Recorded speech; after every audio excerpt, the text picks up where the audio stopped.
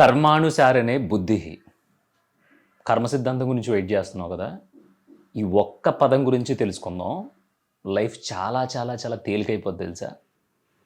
ఇప్పుడు ఎవడైనా కావాలని నా జీవితం నాశనం అయిపోతే బాగున్ను, నా జీవితం ఎందుకు నాశనం అవ్వట్లేదు, అబ్బా నా జీవితం నేను చేసే పనుల వల్ల నాశనం అయిపోవాలి అని ఎవడైనా అనుకుంటాడా? నాకు తెలిసి ప్రపంచంలో 100% ఎవడు ఇలా అనుకోడు. ఎవడైనా సరే అట్లీస్ట్ చేమంతైనా గడ్డి పోచంతైనా బాగుపడ్డానికే ఆడి ప్రతి పనిని మొదలు పెడతాడు. ఎవడో ఒక పని చేశాడంటే దీనివల్ల నాకు ₹1 వస్తుంది, ఆ రూపాయి వస్తే నేను నా కుటుంబం రూపాయితో బాగా బ్రతకొచ్చు అని మొదలు పెడతాడు. ఎవడైనా బాగా చదువు అని ఫోర్స్ చేసి ఇంట్లో వాళ్ళని చదివిస్తున్నాడు అంటే అలా బాగా చదివితే రేపు పొద్దున్న ఒక మంచి ఉద్యోగం వస్తుంది, మంచి స్థాయిలో ఉంటాడు, నేను పడిన కష్టం ఆడి పడకుండా ఉంటాడు అనే స్వార్థంతోనే చదివిస్తాడు. ఎవడైనా ఏ పని మొదలుపెట్టినా సరే బాగుపడాలి, సంపాదించాలి, బాగా బ్రతకాలి, గొప్పగా బ్రతకాలి, హుందాగా బ్రతకాలి, ఈ పాయింట్లే ఉంటాయి. కానీ 100 మంది కలిసి బాగుపడడానికి, గొప్పగా బ్రతకడానికి వాళ్ళ యాక్షన్ స్టార్ట్ చేస్తే, వాళ్ళ పని మొదలు పెడితే దాంట్లో చాలామంది ఫెయిల్ అయిపోతూ ఉంటారు, డక్కముక్కిలు తింటూ ఉంటారు. ఒకడికేమో కలిసి రాదు, ఒకడేమో అట్టర్ ఫ్లాప్ అవుతూ ఉంటాడు, ఒక డిజాస్టర్ అవుతూ ఉంటాడు, ఒకడు అన్నీ కోల్పోయి రోడ్డు మీదకి వచ్చేస్తాడు. కానీ 100 మందిలో కొంతమంది మాత్రం వాళ్ళు మొదలుపెట్టింది ఒకటైతే వాళ్ళ దారి ఇంకో వైపుకి వెళ్ళిపోయి అక్కడ అనుకోకుండా వాళ్ళకి ఒక పెద్ద నిధి లాంటి అవకాశం దొరికేసి మనం ఊహించలేనంత గొప్పోళ్ళు అయిపోతారు. అంటే ఓవర్ నైట్ స్టార్స్ అంటారు వాళ్ళని. దానికి ఎగ్జాంపుల్ పూసలమ్మే ఆవిడ కుంభమేళాలో ఫేమస్ అయింది కదా, ఆ అమ్మాయిలాగా పానిపరాకులు వేసుకుని రుద్రాక్షలు అమ్ముకుని ఆ వచ్చిన డబ్బులతో ఇంటిని పోషించుకునే అంత చాలా సూక్ష్మ స్థాయి, అంటే చాలా చిన్ని స్థాయి నుంచి వచ్చింది అమ్మాయి. ఎక్కడో 10,000 అప్పు చేసి వేరే చోటకి వెళ్ళి అక్కడ రుద్రాక్షలు తక్కువ కాస్ట్కి కొనుక్కుని అవి కుంభమేళలో అమ్ముకుంటే దాదాపు ₹1,00,000 వరకు వస్తాయంట. అంటే 10,000 పెట్టుబడికి ₹1,00,000. మేబీ గ్యారంటీ లేదు, రావచ్చు రాకపోవచ్చు, కానీ ఆ 10,000 పెట్టుబడి పోదు, పైన వచ్చిందల్లా లాభమే అని చెప్పి అమ్మాయి వచ్చింది. కట్ చేస్తే ఎవరో వీడియో తీశారు, సోషల్ మీడియాలో పెట్టారు. ఇంకోసారి కట్ చేస్తే ఆ అమ్మాయి over night all India star అయిపోయింది. ఆ అమ్మాయి ఫోటో చూపెడితే ఇప్పుడు కనిపెట్టలేనోడు, గుర్తుపెట్టలేనోడు ఎవడో ఉండడు. ఇంకో ట్విస్ట్ ఏంటంటే గత 10 రోజుల నుంచి ఆ అమ్మాయి ఒక సినిమాకి సైన్ చేసింది, ఇప్పుడు హీరోయిన్ అవ్వబోతుంది. దానికి మించిన ట్విస్ట్ ఏంటంటే ఆ అమ్మాయి కేరళలో ఒక షాప్ ఓపెనింగ్కి వెళ్ళింది. ఒక షాప్ ఓపెనింగ్కి ఎక్కడో కుంభమేళాలో పూసలు అమ్ముకునే ఒక అమ్మాయి రిబ్బన్ కట్ చేయడానికి షాపింగ్ మాల్కి వెళ్ళిందంటే అసలు ఆ అమ్మాయి నిజంగా నేను కేరళలో షాపింగ్ మాల్ ఓపెన్ చేయాలి, ఈ రుద్రాక్షలు అమ్మడానికి వెళితే ఖచ్చితంగా వర్కౌట్ అవుద్ది, నాకు ఫేమ్ వస్తుంది, నేను కేరళ వెళ్తాను అనుకుందా? పోనీ ఈ 10,000 అప్పు తెచ్చుకుని రుద్రాక్షలు అమ్ముకుంటే నన్ను ఎవడో కూడా చూస్తాడు, హీరోయిన్ చేస్తాడు అనుకుందా? అనుకోలేదు. సో ఫస్ట్ చెప్పుకున్న కొటేషన్ ఉంది కదా, కర్మని బట్టే మన బుద్ధి ఎటు పడితే అటు తీసుకెళ్తుంది అనేది. సో అది నిజం అన్నమాట. ఆ అమ్మాయి కేవలం తను బ్రతకడానికి, తను ₹1 సంపాదించుకోవడానికి ఏం కావాలి అనే దాని మీదే చాలా ప్యూర్గా ఏ కల్మషం లేకుండా ఫోకస్డ్గా పని చేసుకుంటూ వెళ్ళింది. సో ఆమె స్టార్ అనుకో, లేదంటే జాతకం అనుకో, లేదంటే టైం అనుకో, నువ్వు ఏదన్నా అనుకో, టక్కుమని కూడా ఆనిముత్యంలాగా అమ్మాయి ఎవడికో కనిపించింది, భలే ఉంది పిల్ల అని చెప్పేసి సరదాగా ఫోటోలు తీసి పెడితే ఆ టైంకి చాలా విషయాలు ప్రపంచంలో, భారతదేశంలో కుంభమేళాలో జరుగుతున్నా కూడా అన్ని విషయాల్లో నుంచి ఆ అమ్మాయి బయటకు వచ్చింది. చాలా ప్యూర్గా, చాలా ఫోర్స్డ్గా, చాలా ఎఫెక్టివ్గా. ఆ అమ్మాయి ఫోటో వైరల్ అయ్యే సమయానికి నాకు తెలిసి ట్రంప్ గురించి, వాళ్ళ గురించి, వీళ్ళ గురించి పెద్ద పెద్ద న్యూస్లు, వరల్డ్ వైడ్ గజగజలాడించే న్యూస్లు జరుగుతున్నాయి. అయినా కూడా ఆ అమ్మాయి స్టార్ అయి కూర్చుంది కేవలం ఒక పగల్లో, ఓవర్ నైట్ కూడా కాదు, ఓవర్ డే టైంలో. సో దీన్ని బట్టి నీకు అర్థం కాలేదా? 10,000 పెట్టుబడితో ఎక్కడో మారుమూల పల్లెటూళ్ళలో అసలు ఫోన్ సిగ్నల్ కూడా లేనటువంటి ఏరియాలో నుంచి వచ్చి కుంభమేళాలో ఫేమస్ అయిపోయి ఇప్పుడు ఆ అమ్మాయి డ్రెస్ అపియరెన్స్, ఆ అమ్మాయిని చూస్తే నిజంగా ఆ అమ్మాయి కాదు ఇదే అంటావు నువ్వు. ఎక్కడ మొదలైంది, ఇప్పుడు ఎక్కడికి వచ్చి నిలబడింది, దాని తర్వాత ఏం జరుగుద్ది అనేది పక్కన పెట్టే. అసలు వాళ్ళ ఊరు కాదు కదా, వాళ్ళ కన్నోళ్ళు కూడా ఆ అమ్మాయి గురించి అంతలా ఎక్స్పెక్ట్ చేసి ఉండరు. మా హాయ్ అయితే వెళ్ళింది పూసలు అమ్ముకుని ఈసారి ₹1,00,000 ఖచ్చితంగా పట్టుకొస్తుంది అని అనుకుండొచ్చు తప్ప ఇలాంటిది ఎప్పుడు ఎక్స్పెక్ట్ చేయరు. ఆ అమ్మాయికి షాపింగ్ మాల్ రిబ్బన్ కటింగ్ చేసినందుకే నాకు తెలిసి 2-3 లక్షలు ఇచ్చి ఉంటారు, తక్కువలో తక్కువ. అయిపోయింది. ఎందుకు అయిందంటే ఏమో ఆ అమ్మాయికి తెలియదు అంటే అసలు తెలియదు. ఎందుకంటే ఆ అమ్మాయి ఇంటెన్షనల్గా అక్కడికి రాలేదు, ఇంటెన్షనల్గా అది ఎక్స్పెక్ట్ చేయలేదు. కేవలం తన పని మాత్రమే చేసుకుంటూ వెళ్ళింది. ఇప్పుడు పర్టికులర్గా దీని గురించే చెప్పడానికి రీజన్ ఏంటంటే, నిన్న ఛాయ్ తాగడానికి మా ఇంటి దగ్గర ఒకటి ఉంటుంది అన్నమాట, టీ టైం. అక్కడికి వెళ్ళా పొద్దున్నే 6 అరౌండ్, ఎందుకంటే నేను పొద్దున్నే లేస్తా. సో వెళ్తే అక్కడ ఒక అబ్బాయి కనిపించాడు. కనిపించి కొంచెం అనుమానంగా చూస్తున్నాడు నన్ను. ఎలా చూస్తున్నాడు అంటే పిల్లల్ని తీసుకెళ్ళిపోయి చూస్తాడు కదా, అలా చూస్తున్నాడు. నాకు అర్థమైందండి యూట్యూబ్లో చూసి ఉంటాడని చెప్పి నేనే వెళ్ళి, బ్రో ఎక్కడ చూసావు నన్ను అన్న. అదే నేను అడుగుదాం అనుకుంటున్నాను, మీరు ఏమన్నా అనుకుంటారేమో అని అడగట్లేదు అని చెప్పి మాట్లాడి కాన్వర్జేషన్ స్టార్ట్ అయింది. తను చెప్తున్నాడు అనమాట, ఏమో బ్రో ఏ పని చేస్తున్నా ఏం అర్థం కావట్లేదు, లైఫ్ ఎటు వెళ్ళిపోతుందో, అసలు ఏమైపోద్దో అనేది భయం వేస్తుంది. నా తోటోళ్ళందరూనేమో చక్కగా నాకంటే తక్కువ చదువుకున్న వాళ్ళు రకరకాల వాటిలో బాగా సంపాదించుకుంటున్నారు. నేను ఇంకా ఇప్పుడు నా జీతం 27,000 కట్టింగ్లన్నీ పోయి, ఆఫీస్లోనేమో మనం ఎంత హార్డ్ వర్క్ చేసినా సరే ఎవడో పట్టించుకోవట్లేదు. ఏదైనా చిన్న మిస్టేక్ చేస్తూ ఉంటే అమ్మ నా బూతులు తిడుతున్నారు. పెళ్ళైపోయింది, చిన్న పాప ఉంది, అసలు ఏంటి పరిస్థితి అర్థం కావట్లేదు, బతుకంతా ఇంతేనా అన్నాడు. నాకు అర్థం కాలే. నేను ఏదన్నా ఏం చేస్తే బెటర్ అంటావు అంటే నేనేం మాట్లాడలా, ఏం మాట్లాడకుండా అక్కడి నుంచి అయిపోయింది. చిన్న చిట్ చాట్తో కాన్వర్జేషన్ అయిపోయింది. ఇంటికి వచ్చిన తర్వాత నాకు అనిపించింది, ఇప్పుడు నిజంగానే ఎవడు మొదలుపెట్టినా సరే బాగు కోసమే మొదలు పెడతాడు తప్ప, నా లైఫ్ ఖచ్చితంగా ఇలా ఉంటుంది అని ప్రెడిక్ట్ చేసి అలాగే తన లైఫ్ని తీసుకెళ్ళేవాడు నాకు తెలిసి ప్రపంచంలో ఎవడో ఉండడు. ప్రధానమంత్రి నరేంద్ర మోదీ గారి దగ్గర నుంచి మొదలుపెట్టి సామాన్యంగా మన ఊళ్ళో బ్రతికే ఒక మనిషి వరకు ఒక ప్లాన్ అనుకుని ఒకటి ఊహించుకుని దాన్ని ఎగ్జిక్యూట్ చేస్తే అది చివరి వరకు వెళ్తుందా, లేదంటే ఇంకో మలుపులోకి తీసుకెళ్ళి ఇంకా మంచి అద్భుతాలు చేస్తుందా అనేది మనకి తెలియదు. అదేమవుతుందంటే నిజంగానే మన కర్మానుసారం కాకుండా మనం వేరే థాట్ ఆలోచించి దాన్ని మొదలు పెడితే అది ఖచ్చితంగా ఫెయిల్ అయ్యి మనకి ఏదైతే దక్కాలో, మనకి ఏదైతే సూట్ అవుతుందో ఆ దారిలోకి మనకి ఇంకో ఐడియాని క్రియేట్ చేస్తుంది. దాన్నే నాకు తెలిసి ప్లాన్ బి అంటారు. నువ్వు ప్లాన్ ఏ వేసుకుని ఒక టార్గెట్ కొట్టడానికి బయలుదేరావు, అప్పుడు ఏం చేయాలి, సిన్సియర్గా చేసుకుంటూ పోవాలి. అంతేగాని రేపు అయిపోద్ది, ఎల్లుండి అయిపోద్ది ఇలాంటివి పెట్టుకోవద్దు. ఎప్పుడు అవ్వాలని ఉంటే అప్పుడే అవుద్ది. సాయి పల్లవి కూడా గొప్ప మాట చెప్పుద్ది, మనం చాలా ప్లాన్లు చేసుకుంటాం, చాలా స్కెచ్లు వేసుకుంటాం, ఇలా చేయాలి అలా చేయాలని, కానీ అవన్నీ కూడా ఫేకే. ఫస్ట్ మనం పని చేసుకుంటూ వెళ్ళిపోవాలి. పని చేసుకుంటూ వెళ్ళిపోతే అసలు మనకి ఏది సూట్ అవుతుంది, మనకి ఏది బాగా యాప్ట్ అవుతుంది, అసలు మనకి ఏది నప్పుతుంది అనేది కర్మ నిర్ణయిస్తుంది. ఎందుకంటే మనం ఇప్పుడు దాకా చేసి వచ్చి ఉంటాం కదా, ఒకటి దగ్గర లాగేసుకుని ఉండొచ్చు, ఒకరిని తోసేసి ఉండొచ్చు, లేదు ఒకడికి చెయ్యి అందించి ఉండొచ్చు, లేదంటే మనకి తోచిన దాంట్లో ఇది బాగుపడాలరా అని మనస్ఫూర్తిగా కోరుకున్న టైం అయ్యి ఉండొచ్చు. ఇవన్నీ కోఆపరేట్ చేస్తే నువ్వు అనుకున్నది కాకపోయినా నువ్వు వేరే దాంట్లో అయినా సరే గొప్పగా బ్రతుకుతావు. అందుకే ఇక్కడ డాక్టర్ అవ్వాల్సినోడు యాక్టర్ అవుతున్నాడు, యాక్టర్ అవ్వాల్సినోడేమో లాయర్ అవుతున్నాడు, లాయర్ అవ్వాల్సినోడేమో బిజినెస్ మ్యాన్ అవుతున్నాడు. ఇవన్నీ చేద్దాం అనుకుని గొప్ప కళలు కానీ రాత్రి పగలో చదివినోడేమో ఎక్కడో చిన్న కన్స్ట్రక్షన్ కంపెనీలో గుమస్తా అవుతున్నాడు 20,000 రూపాయలకి. ఆడిని తీసుకొచ్చి ఒక గవర్నమెంట్ ఆఫీస్లో కూర్చోబెట్టి అదే గవర్నమెంట్ ఆఫీస్లో ఉన్న ఒక ఎంప్లాయీతో ఇద్దరికీ కలిపి ఎగ్జామ్ పెడితే ఈ 20,000 రూపాయలు జాబ్ చేసుకుంటున్న గుమస్తాకే ఎక్కువ మార్కులు వస్తాయి.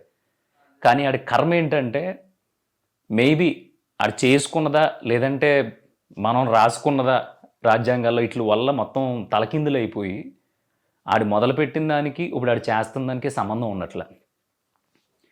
కోచింగ్ తీసేసుకో, యూపీఎస్సీకి ప్రిపేర్ అయిపోతున్నావు, బీభత్సంగా డబ్బులు ఖర్చు పెట్టావు, రాత్రి పగలు చదివావు 18 గంటలు, ఒక గంట అటు ఇటు కాకుండా, కానీ కొట్టలేకపోయావు జాబ్. కట్ చేస్తే నా బతికింతే అయిపోయింది, ఇంకా వేస్ట్, ఇంకా ఊళ్ళో తలెత్తుకోలేము, అమ్మ బాబులు తలెత్తుకోలేరు, ఇలాంటి రొట్ట వేదాంతాలన్నీ చెప్పేసి 18 గంటలు కష్టపడగలిగే కెపాసిటీ ఉన్న నేను ఆఫ్టర్ ఆల్ ఈ జాబ్ కొట్టలేకపోయినంత మాత్రాన ఇంకో దాని మీద మళ్ళీ 18 గంటలు టైం పెట్టి దాంట్లో ఎందుకు సక్సెస్ అవ్వలేను అనే పాయింట్ని అంత చదువు చదివిన మీరు మిస్ అయిపోతున్నారు.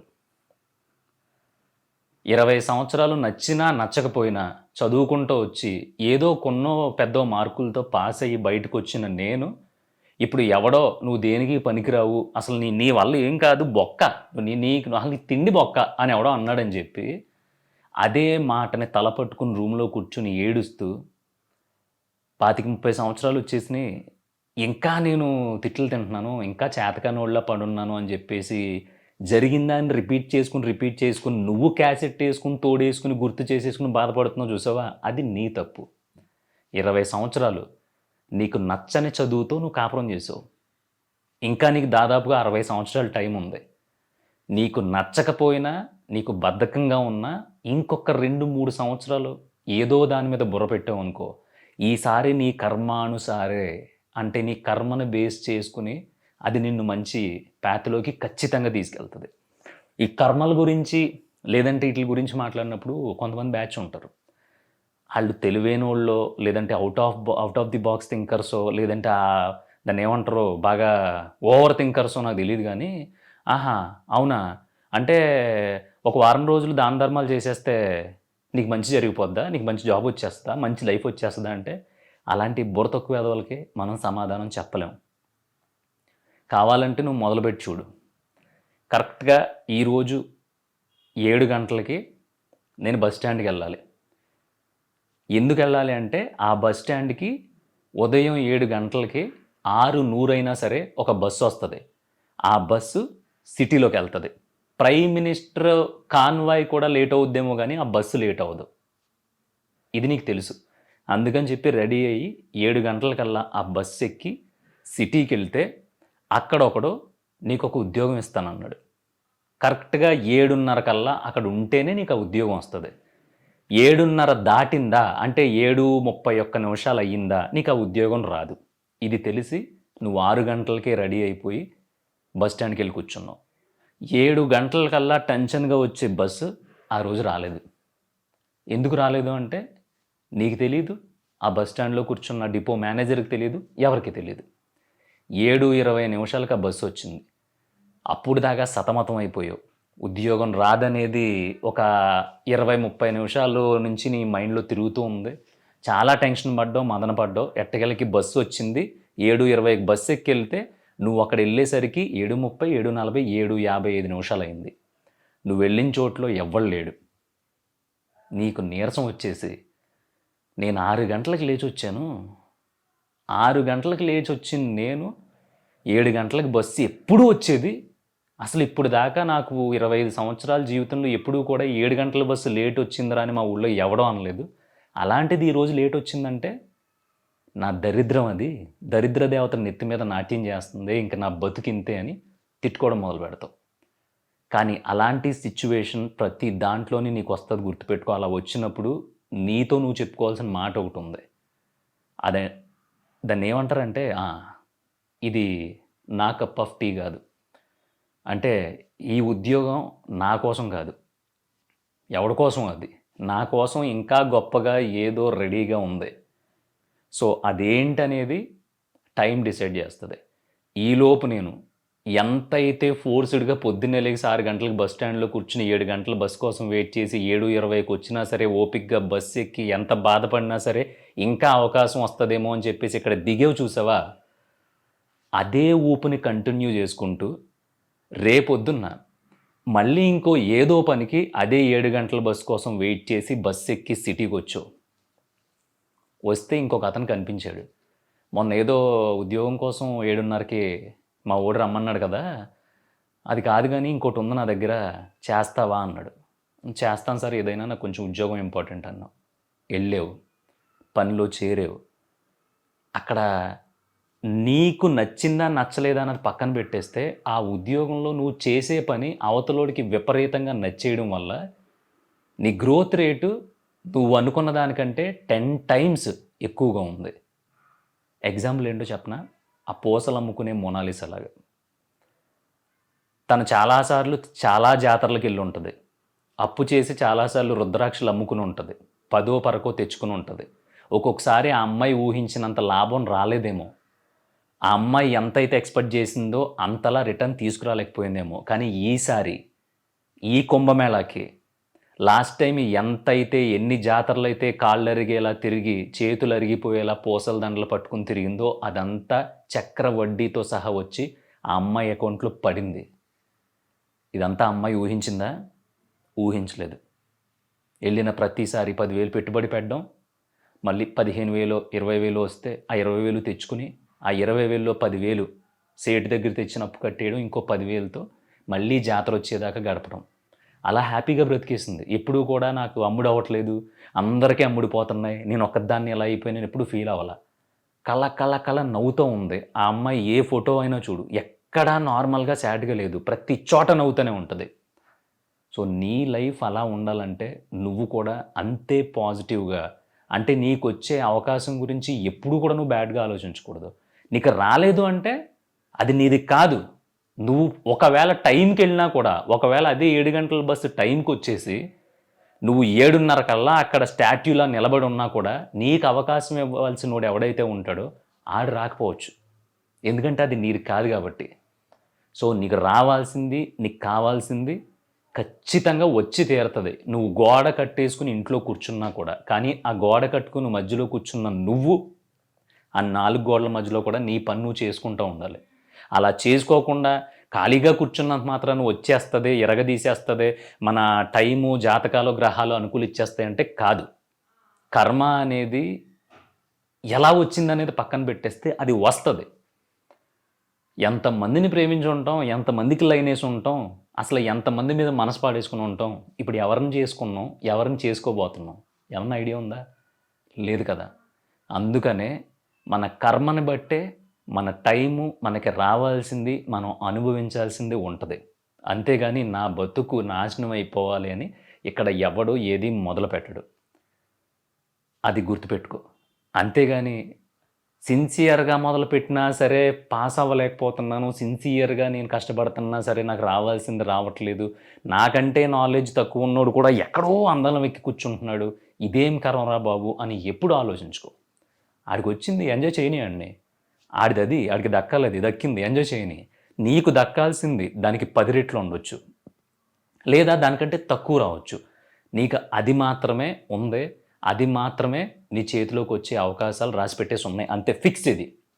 దాన్ని ఎవడన్నా మార్చగలడా, విధి రాతను కూడా మార్చేస్తా, ఇలాంటి లిరిక్స్లో బాగుంటాయి, బతుకుల్లో బాగోవు.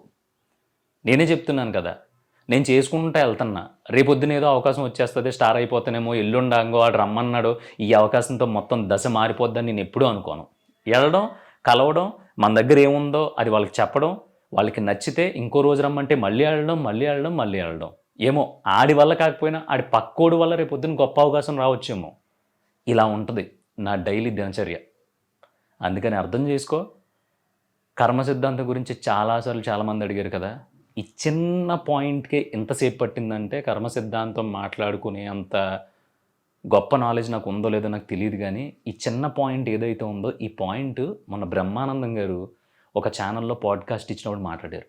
నాకు బాగా నచ్చింది ఆ పాయింట్, అందుకనే నీ ముందుకు తీసుకొచ్చాను.